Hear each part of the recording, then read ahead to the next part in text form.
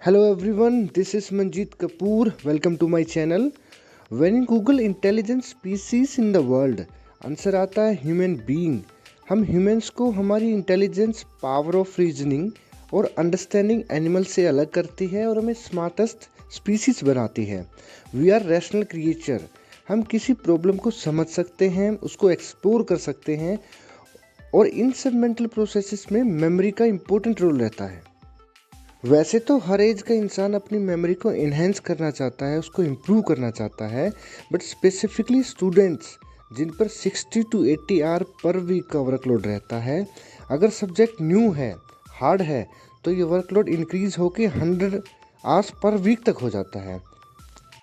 और ऊपर से पेरेंट्स का pressure, school pressure, performance anxiety student की स्ट्रेस को और इंक्रीज कर देती है। मेरा हैशटैग बूस्ट मेमोरी सीरीज बनाने का पर्पज ही यही है कि लोग मेमोरी फॉर्मेशन क्रिएशन की प्रोसेस को समझें, अपने आइडियाज़ क्रिएट करें, उन्हें इम्प्लीमेंट करें और अपनी मेमोरी को इंटेंसिफाई करें, जिससे स्टडी की स्ट्रेस को कम किया जा सके और स्टडी को इंटरेस्टिंग बनाया जा सके। और आज की इस वीडियो में हम देखेंगे कि रिवीजन की रिक्वायरमेंट क्यों होती है, क्यों हर एग्ज़ाम से पहले हमें रिवीजन करना चाहिए और रिवीजन के टाइम ब्रेन में क्या क्या प्रोसेस होती हैं और कई बार हम रिवीजन नहीं करते तो सब कुछ ब्लैंक क्यों हो जाता है, ताकि हम रिवीजन की इम्पोर्टेंस को समझें। इसके साथ साथ हम वाइड सिलेबस को कम टाइम में रिवाइज कैसे करें, अच्छी तरह इनकोड कैसे करें, ताकि एग्ज़ाम टाइम पे हम उस इंफॉर्मेशन को रिट्रीव कर पाएँ, रिकॉल कर पाएँ। इस सीरीज की लास्ट वीडियोस में हमने देखा मेमोरी ब्रेन में कैसे क्रिएट होती है, कहाँ स्टोर होती है, रिट्रीव कैसे होती है और स्टडी सेशन की कुछ प्रॉब्लम्स जैसे टायर्डनेस फील करना, स्टडी के टाइम नींद आना के बारे में डिस्कस किया और इनके सॉल्यूशन ढूंढे। इन वीडियोस के लिंक आपको डिस्क्रिप्शन बॉक्स में मिल जाएंगे। मैं हाईली रिकमेंड करता हूँ कि आप वो लास्ट वीडियो देखें, जिससे आपकी इस वीडियो की अंडरस्टैंडिंग और अच्छी हो सके।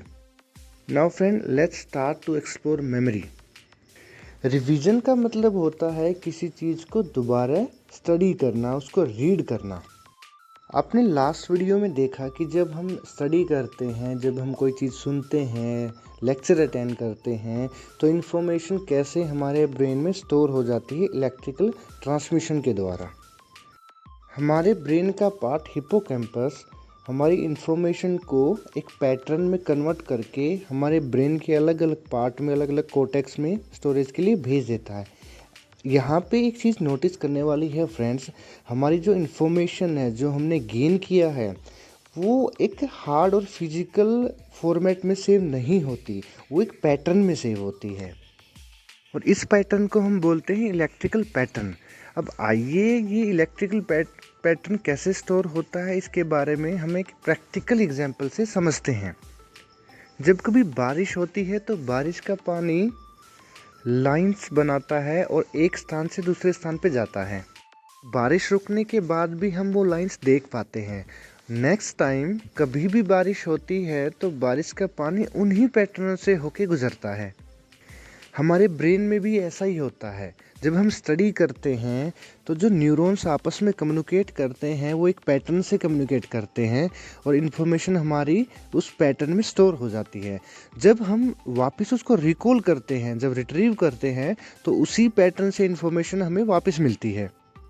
जब हम बार बार स्टडी करते हैं तो दोनों न्यूरॉन्स के बीच में कनेक्शन स्ट्रॉन्ग हो जाता है, जिससे हमारी इन्फॉर्मेशन अच्छी तरह से लिंक हो जाती है।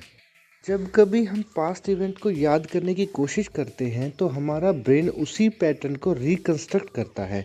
तो इन चीज़ों से हमें एक बात पता चलती है कि हमारी मेमोरी स्टोर नहीं होती, उसका रिकंस्ट्रक्शन होता है। उसको हम कंस्ट्रक्ट करते हैं, जब उनको रिवाइज करते हैं तो रिकंस्ट्रक्शन की प्रोसेस होती है, जिससे वो मेमोरी अच्छी तरह से लिंक हो जाती है। जैसे हमारी मसल्स पे फॉर्मूला अप्लाई होता है, यूज इट और लूज इट, वैसे ही ब्रेन में भी ये अप्लाई होता है। या तो हम इन्फॉर्मेशन का यूज़ करें या उसको हम खो बैठेंगे। अब हमें पता चलता है कि रिवीजन की इम्पोर्टेंस कितनी है और क्यों है। हम कितना भी स्टडी कर लें, अगर हम उसको रिवाइज नहीं करते हैं तो वो डाटा, वो इन्फॉर्मेशन डिके हो जाएगी, फेड अवे हो जाएगी। सो हमें रिवीजन को भी उतनी ही इम्पोर्टेंस देनी चाहिए जितना कि हम सिंगल सेशन स्टडी को देते हैं। जनरली ये देखा जाता है क्लास में जो weekly, fortnightly term and exam करवाए जाते हैं उनके पीछे भी यही पर्पज़ होता है ताकि आपने जो इन्फॉर्मेशन गेन की है आप उसको रिवाइज करें, वो अच्छी तरह से आपके ब्रेन में स्टोर हो पाए। अब ये क्वेश्चन आता है कि इतने वाइड सिलेबस का रिवीजन इतने कम टाइम में कैसे करें। तो उसके लिए नंबर 1 एक रिवीजन प्लान बनाएं।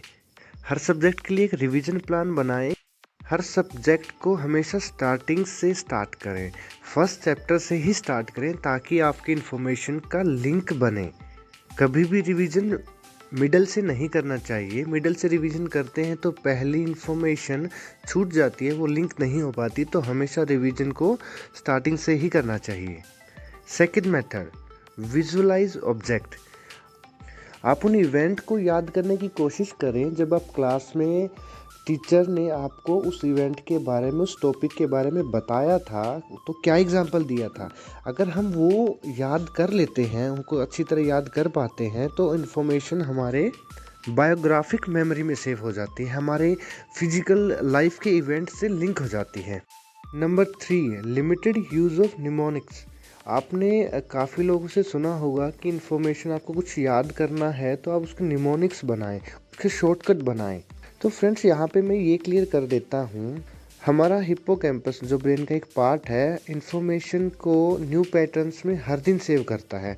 अगर हम उस पर ओवरलोड देंगे तो इन्फॉर्मेशन को रिवर्ट करने में प्रॉब्लम आएगी। तो आप लिमिटेड इन्फॉर्मेशन का स्टडी के ही निमोनिक्स बनाएं और कोशिश करें कि उन निमोनिक्स को आप अपनी लाइफ से जोड़ें। उनको वर्ड्स में ना बनाएं, उनको अपनी लाइफ के इवेंट के साथ कनेक्ट करने की कोशिश करें, क्योंकि जो हमारी बायोग्राफिक मेमोरी होती है उसको हम जल्दी से रिकॉल कर सकते हैं। Number 4, take regular breaks. Revision के टाइम हमें रेगुलर ब्रेक्स लेने चाहिए।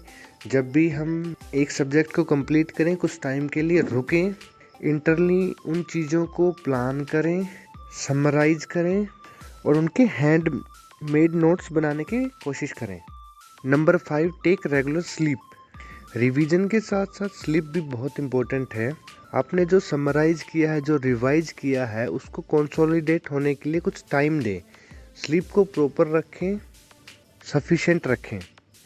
Number 6, don't be panic. Wide syllabus को देख के पैनिक ना हो।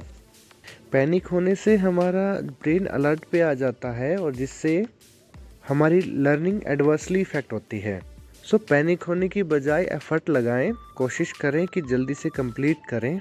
और रिवीजन इतनी टाइम कंज्यूमिंग प्रोसेस नहीं है। आप slow and steady wins the race slogan के जैसे भी काम कर सकते हैं। आप धीरे धीरे रिवाइज करें, आप अपने सिलेबस को कंप्लीट कर सकते हैं। Number 7, encourage yourself. जब आपका एक सब्जेक्ट का रिवीजन कंप्लीट हो जाए तो अपने आप को मोटिवेट करें, एनकरेज करें, अपने आप को कॉम्प्लीमेंट दें कि 20% काम कंप्लीट कर लिया है, 80 पेंडिंग है। तो ऐसे कॉम्प्लीमेंट देने से आप अपने आप को मोटिवेट कर पाएंगे और जो एंजाइटी है उसको कम कर पाएंगे।